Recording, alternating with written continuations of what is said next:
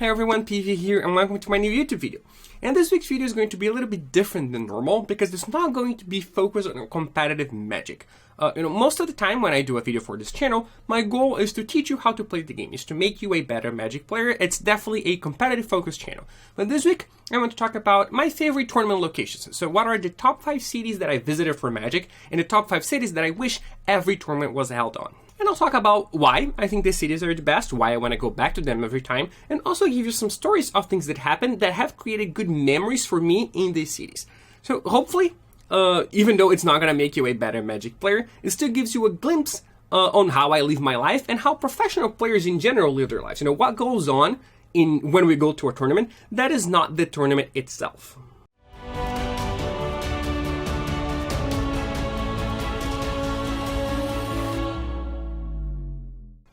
In 5th place, I have San Diego, United States. So San Diego is a bit of a boring answer because I think the reason it's such a good tournament location is that everything is so functional. The convention site is very close to the airport, for example. It's like a 10-minute Uber, and it's something that's sometimes an hour away in other major cities, right? So, if you go to London and you land in Heathrow, it takes so long to actually get to a place to play the game. And in San Diego, it's right there.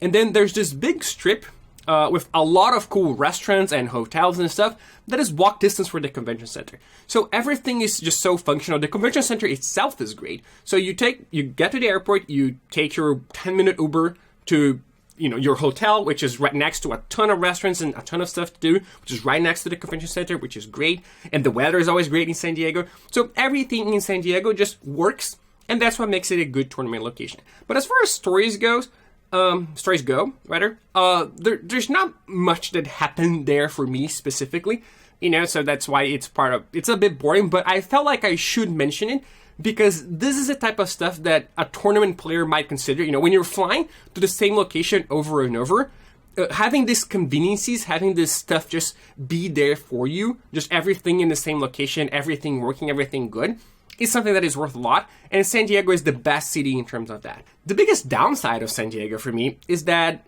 as far as US cities go, it's actually quite far for me. It's quite hard for me to get to because it's all the way on the West Coast, right? So usually what I have to do is I fly to Sao Paulo, then I fly to a US hub like Dallas or Miami or even New York. I've flown to New York before going to the West Coast. And then I have to fly all the way to San Diego. So sometimes it takes me 24 hours to get there. So again, as far as US cities go, it's pretty far for me, but I still really like that the tournaments are held there because again, it's so convenient, everything is so easy. In 4th place, I have Geneva, Switzerland. And Geneva is different than the other cities on this list because it's the only city I've only been to once. The only time I went to Geneva was PT Geneva in 2007, but I have such good memories of it that I think it's enough to make the list as one of my favorite PT locations. Geneva was the first PT of the 07 season, so it was my first tournament as a full-time professional player, right? Because I became a pro in 2006. So in 2006, I did very well in tournaments. And I got to level 6, which was the highest level at the time. So I started the season as one of the best players in the world, and it was the first tournament in which that happened. So that was a really cool experience, getting to a tournament, already being a known person, already being a Magic personality. Geneva was the first time that it happened. So that is a pretty good memory for me. But the best memory is when we went skiing. Back then, WotC was more into doing cool stuff for the players. So we had player dinners before every PT, this fancy dinners where people got to meet each other and talk about stuff, relaxing right before the tournament. We had player lounges during the tournament with good food and entertainment. We got more souvenirs. One of the things they did for Geneva was organize a ski trip. So WotC, paid for a ski trip and invited players, organized everything. We got a bus that took us to the ski place, and everything was WotC organized. So I was like, cool, this sounds awesome. I'm going to do it.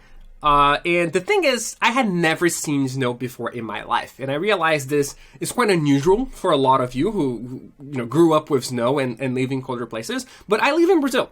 So even though I live on the south of Brazil, which is the coldest part of Brazil, it still doesn't snow. So I had never seen snow before in my life at that point. I was, I believe, 20 years old at that point. And it was just this entirely new experience for me. And it was new in a lot of different ways. First, because it was probably the most beautiful thing I had seen at that point in terms of a landscape, right? Everything was white, and you had those pine trees and the lodges and stuff. It was really just gorgeous hiding from someone who had never seen anything like it before, right? So I was overwhelmed by it the moment I got to the place. That was the first thing. The second was that I was completely unprepared for what I was going to face. Because, when you go skiing, you have specific clothing, you have specific gloves and specific boots that you have. And I didn't have any of that. I didn't even know I needed any of them. So when I got to the place, they had this stuff to rent, but I was like, well, I don't need any of that. Because back then, I didn't have that much money, and I was only going on the trip because Watsi was paying for it. But they didn't pay for the equipment, right? I was going to have to rent that separately. I mean, they paid for the skis and the boots, I think. But if I wanted, specific, a uniform, so to speak, that was separate. And I was like, I don't need that. So what I was wearing, sweatpants, wool gloves, and just a normal jacket, right? And I thought, well, this is what I wear when it's cold. It's going to be enough. And then the first time I fell, which was very soon, I think, it was 5 seconds after I got on top of a ski, I fell. I got soaking wet. And all my clothes got drenched. And I thought, well, this is just how it's supposed to go. I fell, therefore I'm wet, and this is a cold place. I'm skiing. Being cold is part of the experience of skiing. I'm just gonna, brute force through it. And yeah, I'm gonna be cold, but whatever, I'm still gonna enjoy this. So I had no idea that I wasn't supposed to be cold. I didn't know any better. I didn't know I wasn't supposed to be wet. I didn't know that's what these clothes did, right? I was stupid. I had no experience with anything. So I was wet from minute one. And past that, there was also the skiing itself, because, I had never seen snow before, let alone skiing or anything remotely related to skiing. And because of that, Watsi had a beginner's group, right? I wasn't the only person in that position. They had an instructor, and they were supposed to take care of us, basically teach us the basics and make sure we didn't kill ourselves. But very early on in the process, I got lost from that group. So I tried to find them, I couldn't, so I just went on my own. Which in retrospect might not have been the best idea, but, it was a day full of bad ideas in general. So I was on my own. I got to some mountains that I probably had no business going to. I fell a lot. I had a lot of trouble going up the lift. I don't even know what you call it. It's the kind of thing where you put your skis on the thing and then you just go up like this. And I just couldn't do it. I kept falling, and I still don't know how I was supposed to do that. And there were a bunch of kids around that kept laughing at me each time I fell. 6-year-olds who already skied like they were born into it. But even though I had all these complications and I fell so much and it was so cold, it was still one of the best experiences of my life because it was so different from anything that I've ever done. And I've never done anything like that. After that, right? I've never gone skiing again. I got sort of traumatized, I guess, and also there aren't that many chances to go skiing where I live, right? It has to be on a trip. It has to be on a trip to a specific place. But it is something that I think I would enjoy doing in small doses. So like once every 10 years. Because I remember getting back home after that, and, it was incredible, but also I was dead, right? I couldn't move, and I think it took me a month to recover physically. From, just carrying the skis. That's just so heavy, just so hard in the snow. Right? But it was still a great experience, and I'm so glad I went. In third place, we have Rome, Italy. And I think the thing that sets Rome apart from most other cities is that every place you go to is just a historical setting or a work of art or something like that. So, like, you cross the street in the middle of whatever you're doing. You're in a restaurant, you cross the street, there will be this huge fountain that in any other city would be the biggest attraction in the city, right? It would be this big monument, this big thing. It would be the thing the city is about. And in Rome, it's just a fountain, because a corner from there, there's the Colosseum, right? Which is like, or there's like this 1,000-year-old ruins. Right? And you just keep having stuff after stuff after stuff. And any of these things would be the most important thing in a given city. But in Rome, they're just commonplace. This random fountain that's a work of art is just one of thousands of random fountains that are work of art in the city. Right? This incredibly beautiful place is just one of many. So when you go to Rome, it actually feels like you're stepping into history because everything in that city is history. And then there's the food. And Italian food is so good. Even though ironically for some of the classics, I prefer our localized versions. So for example, I like Brazilian pizza a lot more than I like Italian pizza, but I still like Italian food very much, especially their ice cream, the gelato. And I think every time I go to Italy, I average more than one gelato a day, right? And because it's just so good compared to anything else that we have here. And then there's a lot of truffle stuff, truffle pasta, and I really, really like truffle. It's very, very big for truffles. So it's impossible for me to go to Italy and not come back, a lot heavier than I was when I got here. It doesn't matter how much walking I do, how much hiking I do. I just spend so much time eating stuff and all, heavy stuff like pasta, gelato. It's not eating a salad or anything like that. It's just all heavy hitters. But that's the kind of food that I really like. So Italy is a great place for that for me, and Rome specifically. Another great memory I have from Rome is that it was the first city my mom went to. So I became a pro in 2006. I traveled for my first international tournament in 2003. In 2006, I became a pro. I qualified for everything. So starting in 2007, I went on every Magic trip. I went to every PT. But it was only in Rome that I had enough money to take my mom with me. So my mom she always incentivized me so much, and she was really my biggest supporter. She still is. I think my biggest. She has to fight with my wife right now for who is my biggest supporter. But earlier on, when my wife is not in the picture, it was definitely my mom. And if it wasn't for her, I wouldn't have gone to any of these tournaments. She really incentivized me a lot. So it felt really good to be able to take her on a trip to such a cool place that I knew she wanted to go to. And Rome was the first time I was able to do that. So she actually went with two friends, two family friends. All of them went to Rome. They went to Paris before, and then they went to Rome and met me in Rome. And after the tournament, we just spent a lot of time sightseeing, and we went to the Vatican City and all the stuff that you have to see in Rome. We did all of that. So it was a really, really cool trip, a really cool experience. And ever since, Italy has been one of my favorite countries. I think, I've been to Italy a lot because I really like it. And Italy feels like many different countries in one. You have all this historical thing in Rome, but then you also have Tuscany, which is this beautiful green prairies and stuff. And then you have the mountains that it kind of looks like Switzerland and stuff. So to have everything in this country is really appealing to me. I think Italy is many countries in one. When it comes to that, and I really, really recommend you visit it and you spend a lot of time in it. Because sometimes you go to a country and, in 5 days, you've kind of seen everything because every city is just very similar to each other. But in Italy, this is not the case. You could spend 3 months in Italy and not see every different thing that Italy has to offer. So again, I really recommend you give it a try if you have the ability to do so. In number 2, we have Kyoto, Japan.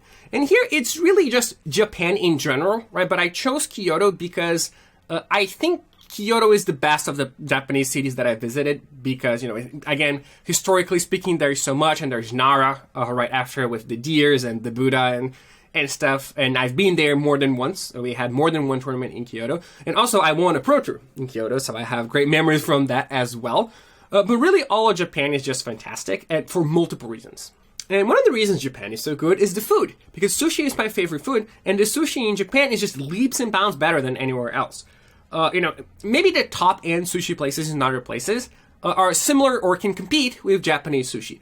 But the, quote-unquote, low-end Japanese sushi is just so much better than the low-end sushi places anywhere else, right? Because if I go to a bad sushi place here, to just a random sushi place that I find on the street, it's unplayable. It's not going to be good. But if you go to a random sushi place in Japan, what might not be the best sushi place, it's still going to be incredible. The conveyor belt sushi in Japan is so good. And that's those chains. It's the McDonald's equivalent of sushi, and they're still very, very good. I still like them very, very much. So that's the first thing. And I didn't like sushi before I went to Japan. I went to Japan the first time, I think it was in 2006 as well, maybe 2005. And I did not like sushi before that. I thought, raw fish, who wants that? And it was just really gross for me. And then I tried it more once I got to Japan, and then I started loving it, and now it's my favorite food. So I have Japan to thank for that, or to blame, I guess, because my bank account doesn't like the fact that I like sushi so much. But yeah, so that's all Japan. Another reason Japan is so great is the technology, because everything just works. You know, the trains are always on time. Everything is automatic. Nothing is ever broken. There are vending machines for everything everywhere, and they all just work. Their convenience stores, their 7-Eleven equivalents, are great. They have great food. You know, you can just go there and have lunch if you want. Their toilet seats are warm, and the toilet sings to you if you're in the bathroom, right? So all these small little things just add up to make you feel like you're just in a different place that is more technologically advanced than the rest of the world, right? Japan really does have this feeling. But the most important thing for Japan, the thing that sets it apart the most, is the people. Because I've honestly never met a nicer people than the Japanese people. And this extends to both the Magic players from Japan, who are all incredibly nice, incredibly supporting. They really make you feel welcome and at home. They're really enthusiastic as well. But also just the average Japanese person who is just so incredibly helpful. Because the first time I went to Japan, I thought, well, this is this super technologically advanced place. Everyone's going to speak English. And that just wasn't true. No one spoke English. It was very, very hard to communicate. But even then, people went through leaps and bounds to get you whatever you wanted. They really, really, really wanted to help you as much as possible. Because you imagine you are trying to find directions to a place.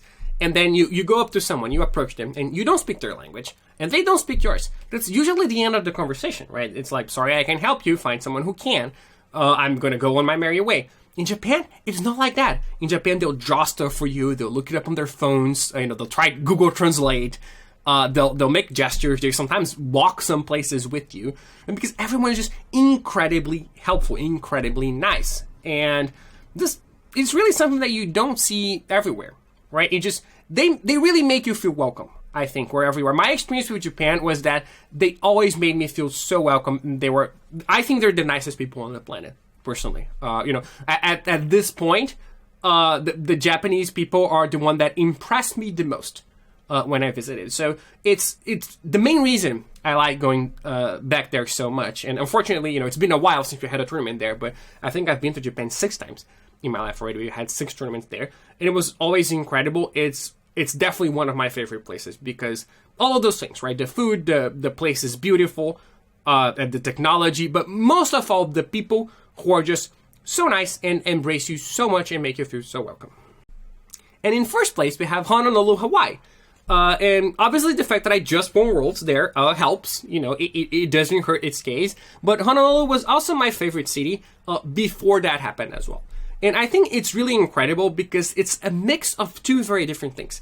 So normally, the more exotic you go, the further from civilization you also go, right? So for example, you can go to a place like New York, where New York's great. I love New York. There's everything in there, but obviously it's not exotic and different and beautiful, right? There's no nature stuff in New York. It really is a concrete jungle. And then the more you start to go, to exotic beaches and stuff like that, you start getting away from civilization, and then your Wi-Fi doesn't work anymore, and transportation might be harder, and the hotels aren't as good, and people don't speak the language, and there's nowhere to eat, and stuff like that. So even inside of Brazil, this happens, right? We have incredible beaches in Brazil, but they're usually not where the incredible cities are, right? You usually have to choose between nature or a city, right? That is the normal choice that everyone has to make, except with Honolulu, except with Hawaii. So what you happen is, you're in your hotel, your Airbnb, and you go downstairs, and you walk 2 blocks, and you are at the beach, right? And it's this gorgeous beach, and it's super relaxed. Everyone is wearing, beach stuff. Everything is very casual, right? But then you turn to the side, and there's Cheesecake Factory, right? Or a McDonald's, or this other chain that and then there's just Plaza, with a lot of chain restaurants and a buffet or something, but also it's in the middle of a big tree, right? And there's this pond with koi fish, or whatever, and this huge fish, and there are this flowers everywhere, and then you also have the very fancy high-end restaurants, but then you also have very close to you the more exotic places, not even just Waikiki, but you can just go to the other beaches or even the other islands, so you can get more naturey if you want. You do have the ability to distance yourself a little bit from civilization if you do want that, but it's right next to you if you want it, right? So I think this mix of being such an exotic location, it's honestly so beautiful, right? The the flowers and the animals and the plants and the ocean and stuff, right next to, everyone speaks English and your Wi-Fi works and you're really just in a major city, right? It's like being in a major city and in this exotic city all at once. So I think this makes Hawaii unique among every place I've ever been to, honestly, but especially for Magic tournaments. Hawaii is also special to me for a couple other reasons, for personal reasons, because it was the first time that it really clicked that I could do this whole play the game, see the world thing. Right? Because if you look at my professional career, my first tournament was Berlin, my second tournament was San Francisco, and my third tournament was London. And obviously these are all incredible places, but they are normal places that normal people go to, right? I have met people who've been to San Francisco before from Brazil, right? It's just a regular city. And then Hawaii was the first tournament that they started paying the plane tickets with the PTQs. So you want a PTQ, you got a plane ticket. And I want a PTQ for Hawaii, and I got a plane ticket to Hawaii. And Hawaii is not the kind of place that people go to. I didn't know anyone who had been to Hawaii. It's so far from me. I think it's almost literally the other side of the world, right? I guess Japan is literally the other side of the world. But it takes so long to get to Hawaii. It's such a different place that it really felt like I was just, I got this huge reward. It was honestly this big gift that I was given was the ability to go to Hawaii. Because I always thought, well, there's a reasonable chance I would have gone to San Francisco at some point in my life, or Berlin or London, but I probably would never have gone to Hawaii. And this game gave me this, right? So in some ways, the trip itself was worth to me more than the tournament. That was the first time that it happened. When I went to Berlin to play Worlds, I was there to play Worlds, right? Obviously, I got to, know Berlin and sightsee and stuff, but I felt like my goal was to play Worlds. When I went to Hawaii, it was like, well, my goal is this trip to Hawaii because this place is insane and I might never be back. And as it turns out, I actually went back a couple of times, more than once. But it was like this huge moment, like, wow, I'm being rewarded by being a professional Magic player. This is what it's about. I got a free plane ticket to one of the most exotic places on Earth. And this game allowed me to do that. So that was a very big moment for me. And it was also the first tournament that my wife went to. Not my first time in Hawaii. I think it was my third time in Hawaii when she went along. And she wasn't my wife. At the time, we were just dating. My wife went and my mom went. And also my aunt. So we made this big family trip out of it. And, my wife got to meet all my friends that she didn't know before. Even some from Brazil. Right, she got to meet in Hawaii.